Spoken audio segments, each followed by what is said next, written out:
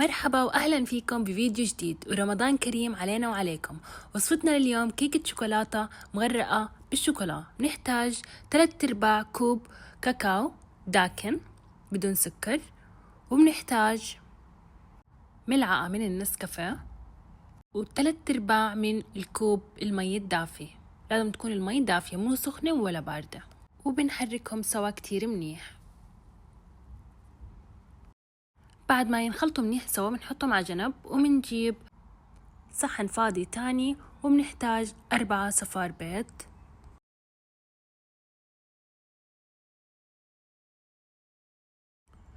ونص كوب سكر، ونص كوب زيت نباتي، وبدي أضيف عليهم ملعقة كبيرة من الشوكولا السايلة. فيكم تستخدموا أي نوع شوكولاتة، أنا استخدمت هون النيوتيلا. أي نوع من العلب الشوكولاتة يلي بتنباع بالسوق فيكم تستخدموا، وبضيف عليهم ظرف من الفانيلا. فيكم تستخدموا الفانيلا السايلة. وهلأ بدي أخلطهم كتير منيح. لازم أتأكد لما أخلطهم إنه السكر داب تماما. يفضل تستخدموا المضرب الكهربائي مشان يكون أسهل عليكم لأنه بياخد وقت، أو فيكم تستخدموا النوع السكري اللي بدوب أسرع. هون أنا جبت المكونات السائلة اللي خلطتها بأول المقطع وضفته للخليط تبعي.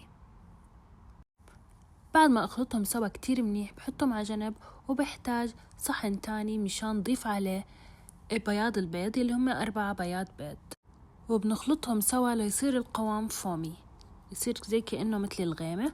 بعدين بعد ما يصير فومي أنا ضفت عليه نص كوب سكر أو 3 ملاعق سكر تقريبا، حسب انتو قديه بتحبوا الحلاوة. فيكم إذا بدكم تضيفوا السكر قبل الخلط برضو كمان بيزبط، ما في أي مشكلة. هلأ للمكونات الجافة لازم ننخلهم منيح وما بدنا أي شي كبتل معانا. منجيب كوب و3/4 من الطحين، وبضيف ملعقة صغيرة من بيكربونات الصودا، وملعقتين من البيكنج باودر، ملعقتين صغار من البيكنج باودر، ورشة ملح حسب الرغبة.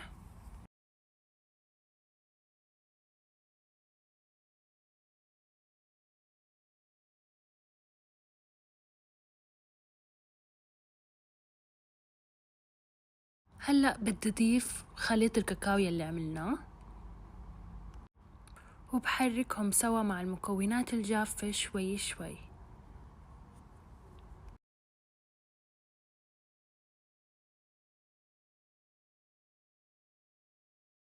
هلأ بدي أضيف بياض البيض. طبعا بدي ضلني أضيفه على مراحل، شوي شوي شوي شوي عبين ما ينخلط معي الخليط كامل.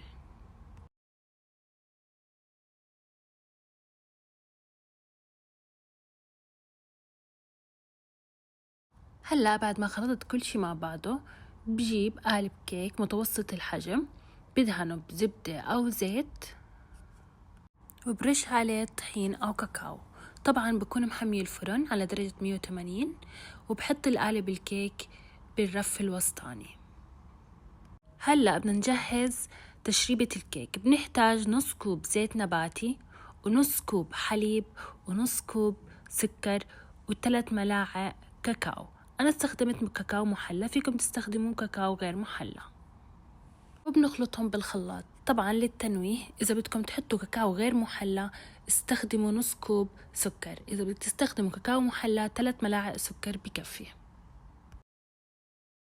هون أنا بعد ما طلعت الكيكة تركتها تبرد شوي وحطيت عليها التشريبة، سخنت التشريبة. هلأ الأفضل أول ما تكون الكيكة سخنة تشربوها بالتشريبة اللي عملناها. بحط على الوش نيوتيلا أو أي شوكولا دايبة عندكم نفس اللي استخدمناها بالحشوة، وبزينها بالفراولة. طبعا الطعم خيالي وكتير عجبت الأهل برمضان، وكانت خيار ممتاز ليومنا. وبشوفكم بفيديو جديد إن شاء الله. باي.